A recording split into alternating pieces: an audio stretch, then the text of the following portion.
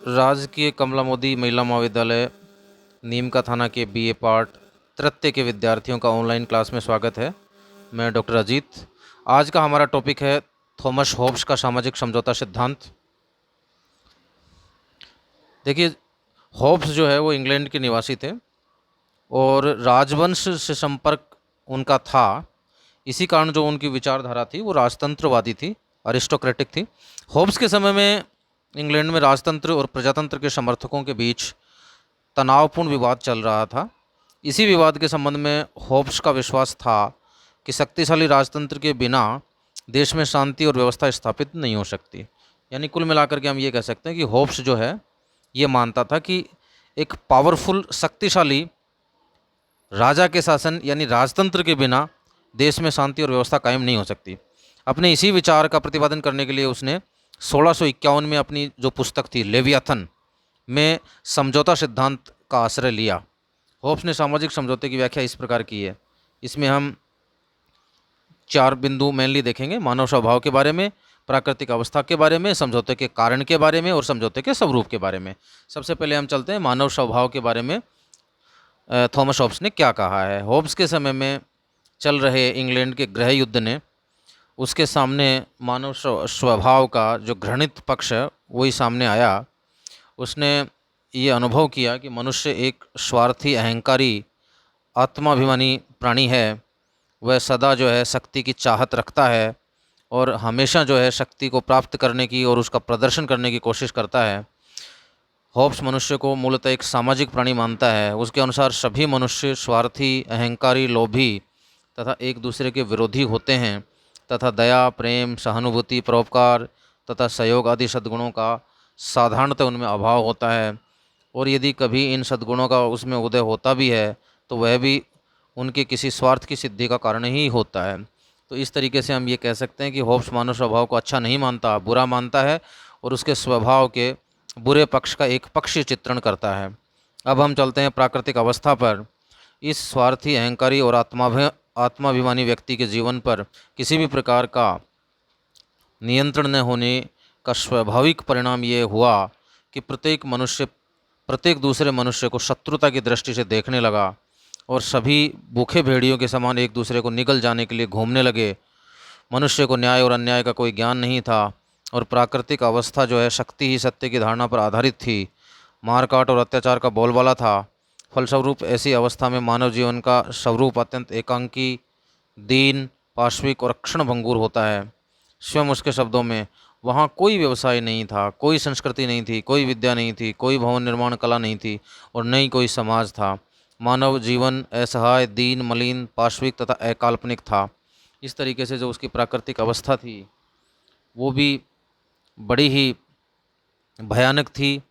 इसमें व्यक्ति अपने स्वार्थी, अहंकारी और आत्माभिमानी व्यक्तित्व के कारण उस पर किसी प्रकार का नियंत्रण नहीं था, जिससे कि एक मनुष्य दूसरे मनुष्य को हमेशा शत्रुता की दृष्टि से देखता था।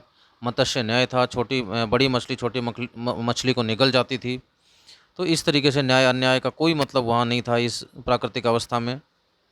और ख़ुद उन्होंने कहा है कि न कोई व्यवसाय था, न कोई संस्कृति थी, न कोई स्थापत्य कला थी और जीवन जो है मनुष्य का बड़ा ही असहाय, दीन, मलिन, हीन, पाश्विक था। अब हम चलते हैं समझौते के कारण पर कि समझौता क्यों हुआ।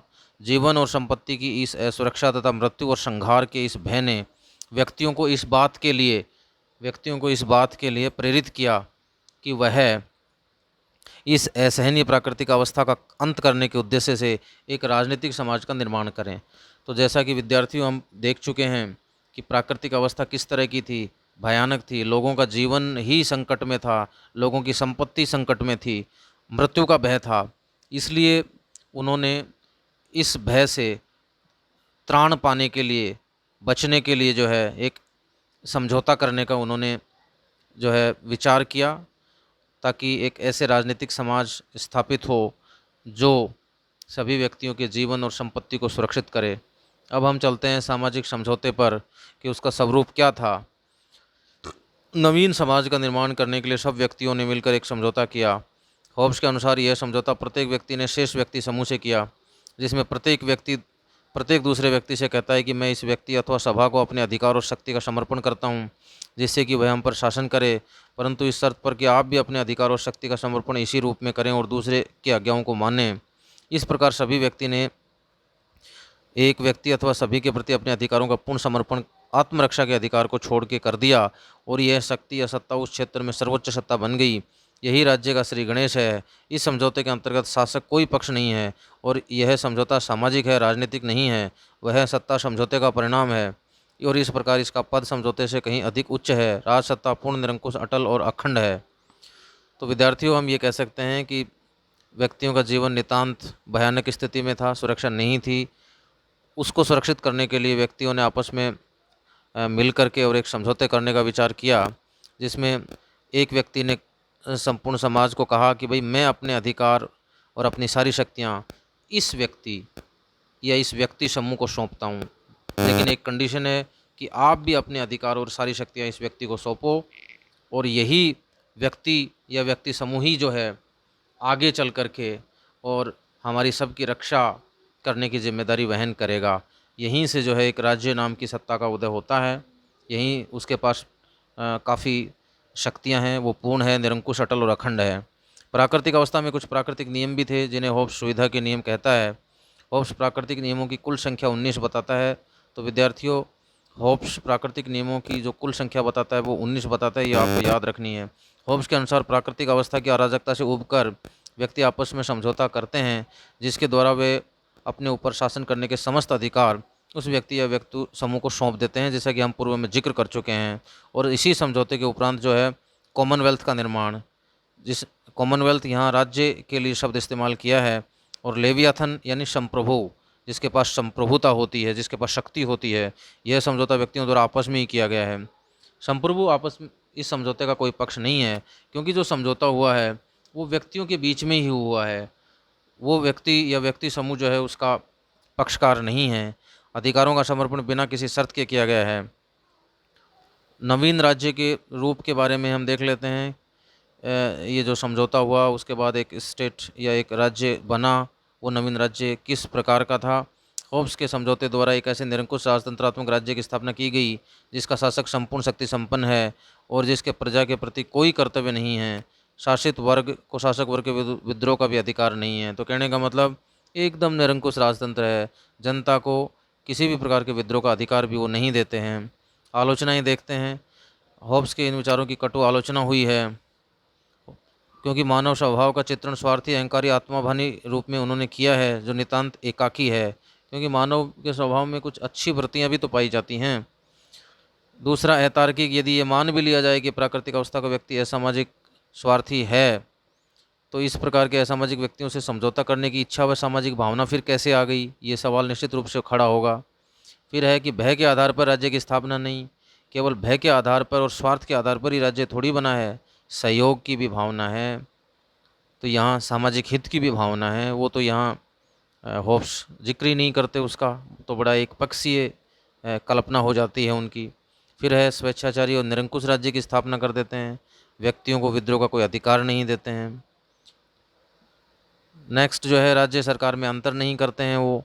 होब्स के सिद्धांत की एक त्रुटि ये भी है कि उसने राज्य और सरकार में कोई अंतर नहीं किया और इसलिए उसने केवल राज्य के विरुद्ध ही नहीं, सरकार के विरुद्ध भी प्रजा के विद्रोह को जो है अमान्य ठहरा दिया है। अब हम चलते हैं कि समझौते सिद्धांत का महत्व क्या है। होब्स ने इस सत्य का प्रतिपादन किया कि राज्य जो है देवी संस्था नहीं है वरन मानवीय संस्था है। इसके अतिरिक्त होब्स की जो विचारधारा ने संप्रभुता की धारणा के प्रतिपादन का भी मार्ग प्रशस्त किया है। वाहन के अनुसार, एक विचारक हुए हैं वाहन, उन्होंने लिखा है कि होब्स प्रथम लेखक था जिसने संप्रभुता के विचार के पूर्व महत्व को समझा और उसके स्वरूप, मर्यादाओं, कार्य आदि की सूक्ष्म विवेचना करके इसकी विशद व्याख्या की है। होब्स प्रथम व्यक्ति था जिसने राजनीति शास्त्र के अध्ययन के लिए पूर्णतः वैज्ञानिक पद्धति का प्रयोग किया। होब्स का सर्वाधिक महत्वपूर्ण योगदान उसका व्यक्तिवाद है, क्योंकि उसने राज्य को एक साधन तथा व्यक्ति के कल्याण तथा उसकी सुरक्षा का साध्य घोषित किया है। प्रसिद्ध चिंतक R.G. कॉलिंगवुड ने होब्स की रचनाओं की प्रशंसा की है कि लेवियाथन एक ऐसी कृति है जो राजनीति शास्त्र के संपूर्ण ढांचे का अध्ययन करने की दृष्टि से बेजोड़ है। इसी तरीके से जो है हम ये कह सकते हैं कि होब्स के मत में प्राकृतिक अवस्था में भी एक प्राकृतिक कानून विद्यमान था।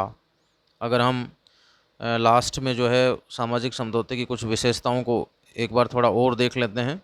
तो उसमें ये कह सकते हैं कि होब्स के मत में प्राकृतिक अवस्था भी एक प्राकृतिक कानून विद्यमान था जो बौद्धिक आत्मरक्षा के नियम के रूप में था।